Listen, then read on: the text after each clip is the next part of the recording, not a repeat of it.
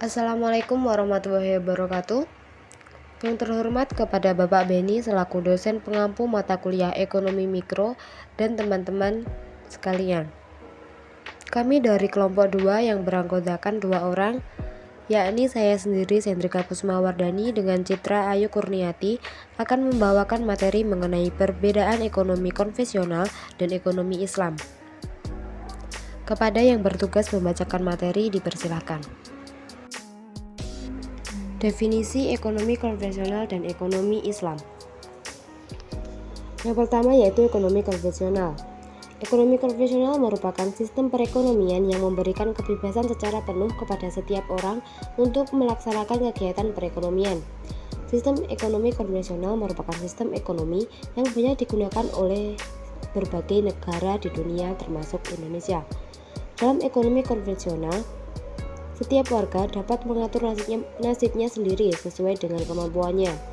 Semua orang bebas bersaing dalam bisnis untuk memperoleh laba sebesar-besarnya serta melakukan kompetisi untuk memenangkan persaingan bebas dengan berbagai cara.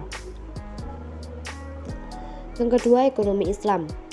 Ekonomi Islam dalam bahasa Arab diistilahkan dengan al-iqtisad al-islami. Iqtisad atau ekonomi didefinisikan sebagai pengetahuan tentang aturan yang berkaitan dengan produksi kekayaan, mendistribusikan, dan mengkonsumsinya.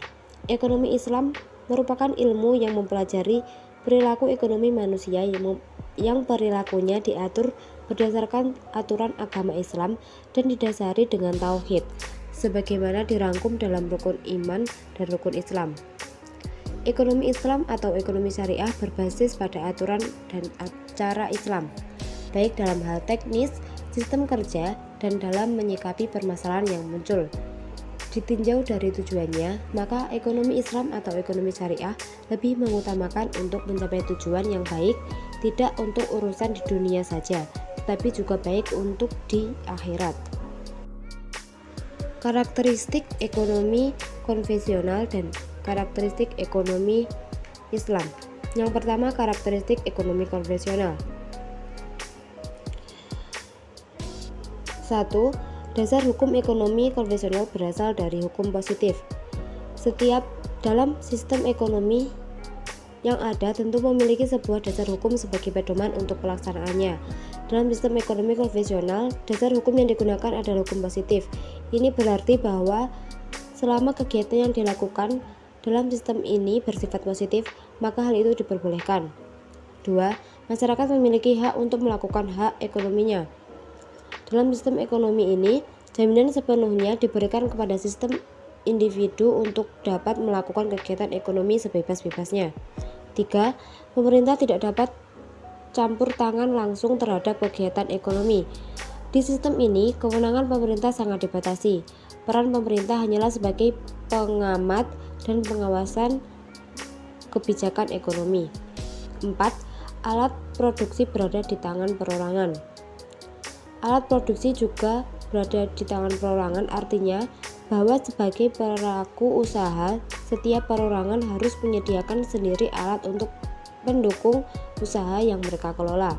5. Kegiatan konsumsi, produksi, dan distribusi didasarkan atas motif mencari keuntungan. Poin penting dalam kegiatan ini difokuskan untuk mendapatkan laba yang sangat optimal, sehingga bisa dibilang bahwa kegiatan yang ada lebih berfokus pada hasil dibandingkan dalam proses. 6. Adanya persaingan bebas dalam pasar.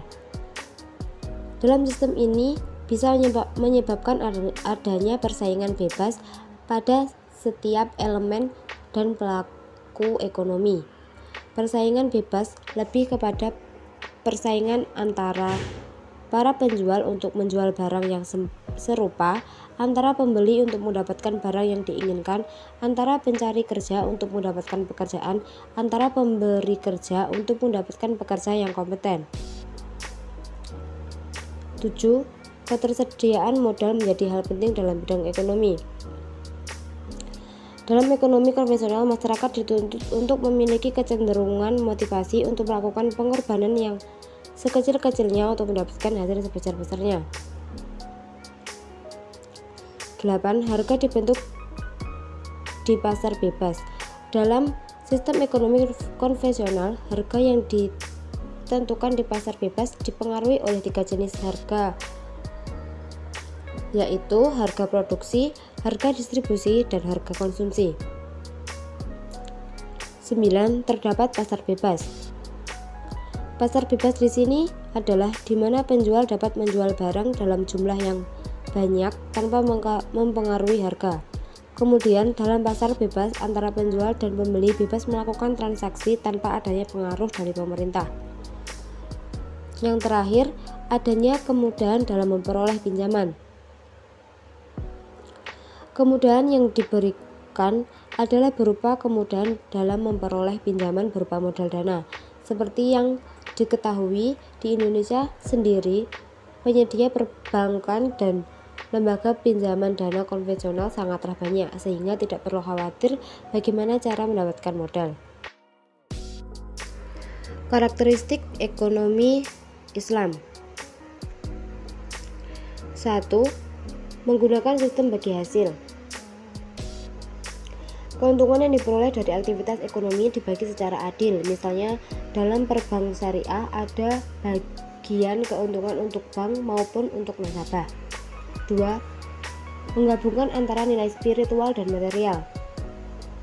Kekayaan yang diperoleh dari kegiatan ekonomi dapat digunakan untuk zakat, infak, dan sedekah sesuai ajaran Islam. 3. Memberikan kebebasan sesuai ajaran Islam. Ekonomi Islam memberikan kebebasan kepada para pelaku ekonomi untuk bertindak sesuai hak dan kewajiban mereka dalam menjalankan perekonomian, dan kegiatan yang dilakukan haruslah positif sesuai ajaran yang berlaku dan mempertanggungjawabkan apa yang telah dilakukan. 4. Mengakui kepemilikan multijenis. Artinya bahwa kepemilikan dana dan harta dalam perekonomian sejatinya hanyalah milik Allah, sehingga dalam menjalankan perekonomian sesuai dengan ajaran Islam. 5. Terkait akidah, syariah, serta moral.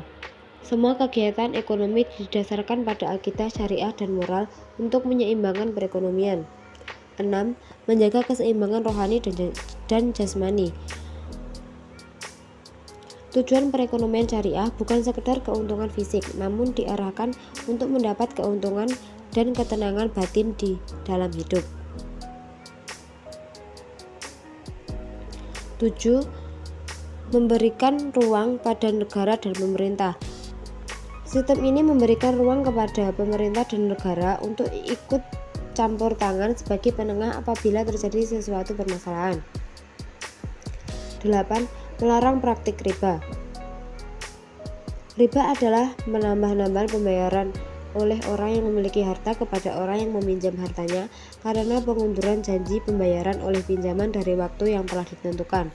Dalam perekonomian syariah, praktik riba adalah hal yang dilarang.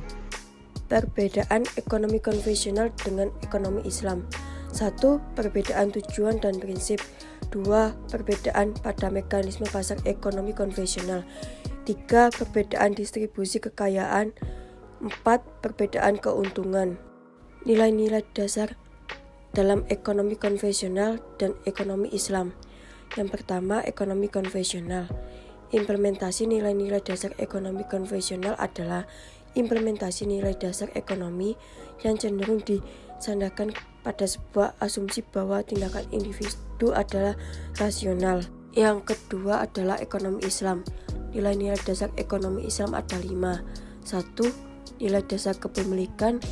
2. Nilai dasar keseimbangan. Yang ketiga, nilai dasar keadilan. Yang keempat, nilai dasar kebebasan. Dan yang terakhir kelima adalah nilai dasar kebersamaan.